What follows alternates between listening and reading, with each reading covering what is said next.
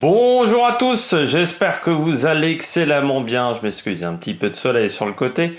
Et aujourd'hui, on va faire l'analyse de l'étape numéro 16 de ce Tour de France. Étape pour baroudeur. Deuxième étape dans les Alpes. C'est pas forcément l'étape la plus difficile. Étape en Isère. Aujourd'hui, pour cette étape numéro 16, entièrement en Isère. C'est une étape qui est assez particulière parce qu'il n'y a pas forcément de grands sommets. C'est une journée un peu casse-pattes. C'est pas la journée où on aura le plus de dénivelé positif. Par contre, ce qui va être c'est une étape piège véritablement pour les leaders. Il y a pas mal de descentes. Il faut toujours faire attention. Et puis si vous êtes dans un mauvais jour, si c'est pas Roglic et que c'est l'équipe de Roglic qui roule, ça peut faire quand même un petit débours de temps. Malgré tout, je pense que on aura peu d'informations sur cette étape-là et ça m'étonnerait que ça bouge énormément dans le peloton vu ce qui nous attend mercredi et jeudi. On regarde tout de suite le profil de l'étape. Donc comme vous le voyez, c'est une journée casse-pattes mais pas extrêmement dure non plus. Il y aura un col de première catégorie, deux cols de deuxième catégorie, une arrivée au sommet mais c'est une côte de troisième catégorie et puis une petite côte de quatrième catégorie. On part de la Tour du Pin, un départ légèrement en bosse, et puis on arrive assez vite à la côte de Virieu. 2 km 9 à 6,5 de moyenne, c'est une côte de quatrième catégorie, c'était km 13 à côte de Virieu, vous voyez. Court, il y a un passage quand même 500 mètres à 9% de moyenne. Ça permet de savoir si on a les bonnes jambes et ça permettra peut-être à une échappée de sortir à ce moment-là. Et puis on continue. On arrive vers un sprint intermédiaire à Saint-Joseph-de-Rivière au kilomètre 44,5. Il se pourrait peut-être qu'un Peter Sagan fasse tout pour prendre l'échappée, parce qu'on sait que Sam Bennett n'est pas forcément extrêmement frais depuis quelques jours, avec un Matteo Trentin par exemple. C'est une étape où il peut peut-être même... Un Sagan en très grande forme, j'aurais dit, c'est une étape un petit peu pour lui. Le problème, c'est que Sagan n'est pas en très grande forme en ce moment, donc ça peut être un petit peu compliqué. On arrivera au pied du col de Porte qui est la difficulté majeure, je dirais quand même, de cette journée. Je la trouve un peu plus difficile que la montée de Saint-Nizier du Moucherotte. Alors après, c'est que mon avis. Le col de Porte, c'est 8 km 3 à 6,3 de moyenne, côte de deuxième catégorie. La côte de Porte. Vous voyez, c'est... Alors, le pied est pas forcément très difficile. C'est sur la fin que ça commence à faire un petit peu mal. Ça reste quand même 2 km à plus de 8%, 8,5% de moyenne. Et puis ensuite, on a 7,7, 6% tout en haut du côté du col de Porte. C'est pas extrêmement difficile, mais ça reste quand même, je trouve, une difficulté à ne pas sous-estimer. Le problème pour les leaders, c'est que cette côte, ce col de Porte arrive à 100 km de l'arrivée. Donc on ne se découvrira pas en code de cyclisme moderne, dans les échappées non plus, mais il y aura peut-être une belle bagarre pour le maillot à pois. Hein, on pourrait compter sur Nance Peters ou un Pierre Roland, par exemple, qui pourrait se bagarrer, pardon. Je me suis étouffé pour ce maillot à pois. On continue, on redescend vers Domaine, et puis ensuite c'est la côte de Revel. Côte de Revel qui sera à encore 70 km de l'arrivée. C'est une côte de deuxième catégorie, 7 km 2 à 7,1 de moyenne, cette côte de Revel. Il y a un passage très difficile entre le kilomètre 2 et le kilomètre 3. Un passage à 11,8 de moyenne. Et puis ensuite, ça reste quand même plutôt pentu, à part le dernier kilomètre et demi.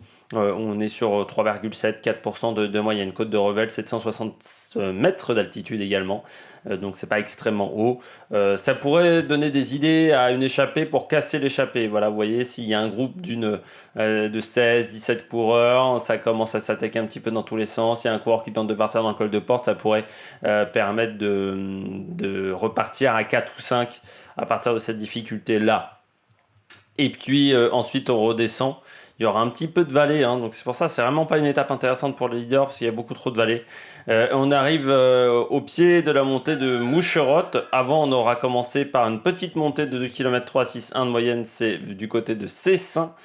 Et donc la montée de Saint-Nizier du Moucherotte, 12 km 4 à 6,3 de moyenne, côte de première catégorie, avec des secondes de bonification en haut, mais qui depuis le début de ce Tour de France ne servent pas à grand chose. Ces secondes de bonification, j'ai raté la côte. Montée de Saint-Nizier de Moucherotte, pour moi, elle est moins dure que le col de Porte. Alors, c'est un peu plus long. Il y a un passage qui est difficile, 1 km à 9,1 de moyenne. Mais je trouve que le col de Porte est plus difficile. C'est vraiment la limite entre une première et une deuxième catégorie. Vraiment, cette montée de Saint-Nizier du Moucherotte. 1169 mètres d'altitude, donc on sera même pas extrêmement haut. Donc voilà, c'est une montée où normalement on peut peut-être faire la différence à ce moment-là, mais faut savoir qu'en haut de la montée de Saint-Nizier du Moucherotte, il reste encore 20 bornes jusqu'à l'arrivée, dont 15 km de plat, il faut le dire. Donc c'est pas forcément l'endroit le plus intéressant, et c'est pour ça que du côté du leader, je vois pas de différence, parce que le parcours n'est pas assez difficile sur la fin de journée, et il y a ces fameuses zones de transition, que j'appellerais ces petites zones de vallée qui sont omniprésentes dans le final, qui font que même si vous faites la différence, une équipe comme la Jumbo-Visma a le temps de revenir sur vous, donc c'est pas très intéressant, surtout que la journée de demain sera encore très difficile. On arrive à la montée de Villard-de-Lans, côte 2000, 2 km 5 à 6,4 de moyenne. C'est pas très difficile, c'est une côte de 3e catégorie, il y a un passage, il y a 500 mètres à 10,2% de moyenne, mais bon, ça reste une côte de 3e catégorie, mais ça sera certainement à cet endroit-là, donc sous la flamme rouge, que les leaders tenteront de faire la différence du côté des échappés, et peut-être quelques leaders également pour tenter de reprendre quelques secondes. Je ne suis pas sûr qu'on reprenne 3 minutes sur un Primož Roglič aujourd'hui, quoique on peut toujours se méfier. Du côté de la météo, il fera un soleil, plus de 30 degrés, il fera très très chaud là encore. On ne s'attendait pas à ça en cette 3e semaine du Tour de France, d'avoir des aussi hautes températures, mais il fait très très chaud, c'est quasiment la canicule, on n'a quasiment pas vu ça en juillet et en août, et on a ça en septembre. Peu de vent également sur cette étape. Du côté de la stratégie, moi je veux 2 stratégies. Soit une grosse échappée, les leaders se regardent. Moi je privilégie cette stratégie-là. Soit un leader dans l'échappée qui ferait que la Jumbo serait obligée de contrôler toute la journée et reviendrait dans le final pour peut-être reprendre 2-3 secondes sur Pogačar et surtout marquer de son empreinte cette étape et ce Tour de France et faire peur aux adversaires pour l'étape numéro 17 et l'étape numéro 18. Du côté des pronostics, moi je mets Nance Peters parce qu'il a dit qu'il partirait dans cette échappée. Il connaît extrêmement bien la région, donc il faudra s'attendre à ce qu'il soit devant. Surtout qu'il n'a plus de leader pour le général, donc c'est encore mieux. Moi je compte également sur Barguil. Pour les mêmes raisons, pas de leader pour le général, donc on va lui laisser les coudées un petit peu plus libres, peut-être sur cette journée-là, et puis ne pas oublier Richard Carapaz pour les mêmes raisons.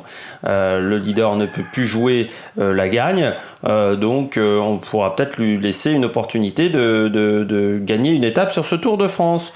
Voilà, j'espère que vous avez aimé cette vidéo. N'hésitez pas à réagir dans les commentaires. N'hésitez surtout pas, si vous avez aimé, à vous abonner à la chaîne et à mettre un pouce bleu. Et puis nous, on se retrouve pour de nouvelles aventures sur l'Amérique Production. Ciao, ciao!